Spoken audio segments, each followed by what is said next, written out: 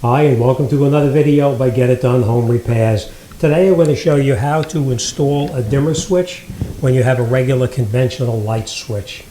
Alright, first thing we're going to do is we did go to the main circuit breaker box and turn the circuit breaker off, so we have no power in this switch at all. Alright, this is the switch that we're going to be replacing it with. This is what you call a single pole switch. It has two wires coming in and a ground wire here. So this is for a single controlled light when you want when only one light is controlling the dimming process. All right, so this is what we have here. What we're going to need is just this simple tools right here. You're going to need a flat screwdriver, possibly a Phillips head screwdriver, maybe a pair of cutting pliers, and you're going to use this utility knife just to clean off any paint that may be covering the switch itself. All right, so all right, let's get started and let's get it done. Okay, and here is how we do it. When we turn the power supply off in the house, we need to have lights so we can see what we're doing. And the way that we can see what we're doing is we have this unit here. And this one is produced by a company called out.install. And this unit here is called a C500, which is one of their smaller units, but it actually works really well for the projects that I'm doing here. It has multiple outlets, so you can have additional power sources as well. All right, but that's how I do it. I hear it all the time. It's like, how do you work without the power being on? And that's how we do it. All right, let's put that switch in and let's wrap this job up. So we took our utility knife and we just struck a line around here just to break the paint loose so that we don't damage the sheetrock around it. So we cut it around in here as well. Next thing we're going to do now is we're going to come up here with a screwdriver and we're going to unscrew these screws here that hold the switch to the box itself. Now, like I said, I turned the power off first. Just make sure your power is off as well.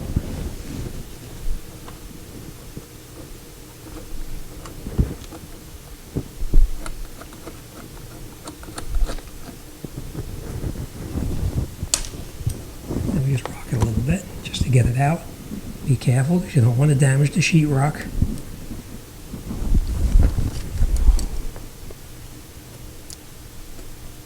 That's the problem when you have paint for years of paint on the switch. Okay. Now we're just going to pull it out just a little bit just so we can see what we're working with here. And as you can see here, we have two wires here. So what we're going to do now is we're going to unscrew those two wires and remove them.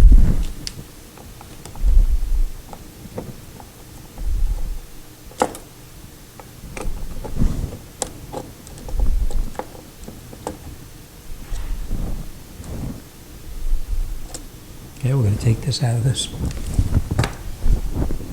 I'm going to take a look in here.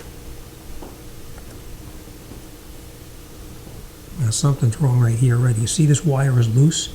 It's not supposed to be loose. That wire is supposed to be tight.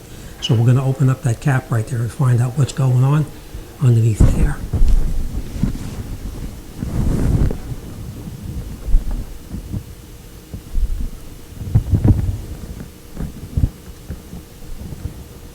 So this wire, we're just going to take this one totally out of here.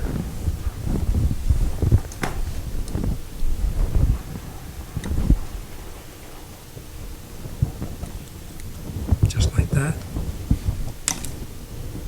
Now the wires we're going to use is going to be this wire and this wire right here. And we're going to also look for a ground that we're going to use as well in the back of the box. All right, so let me grab some tools and we'll come right back.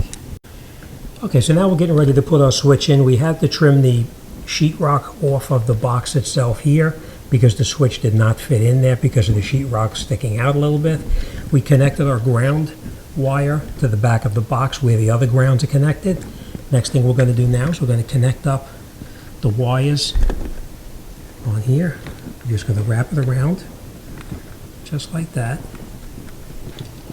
And then we'll take our wire nut, screw our wire nut over the top and screw it down until it's as tight as you can make it by hand. Just like that. give it a tug, make sure the wire is nice and tight, which it is. We'll take our second wire, put it on here like this. And you're going to wrap it around as well, just like this. Take our wire nut, screw it over the top, and again, you're going to screw it down as tight as you can by hand. Give it a tug, make sure it's tight, which it is.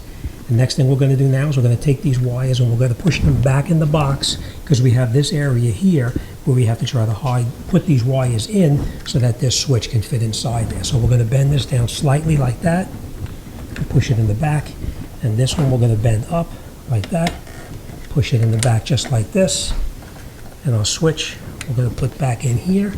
Let me get those two screws we're going to put back in. And we're going to put our one screw through here, and we're going to catch just the screw here by one or two threads, that's all, just to hold it in place, just like that. And then we're going to push this back in there as well, and we're going to catch this one here right down in there as well.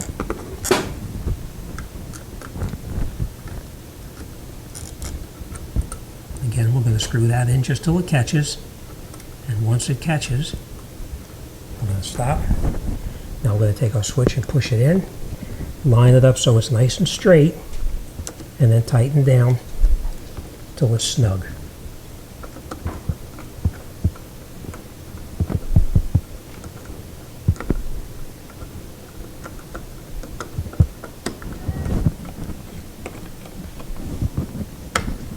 Make sure you're straight, and then we can snug them down a little tighter.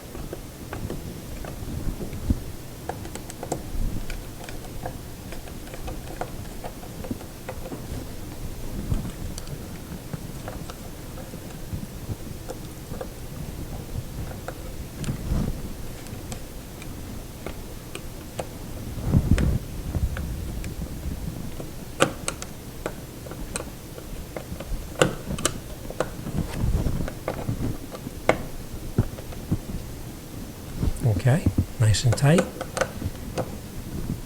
Okay, now we're going to go into the fuse box, and we're going to turn the power back on, and we're going to make sure it works okay. And of course, we're going to put our new cover over the dimmer switch so that it actually looks like any other switch in the house.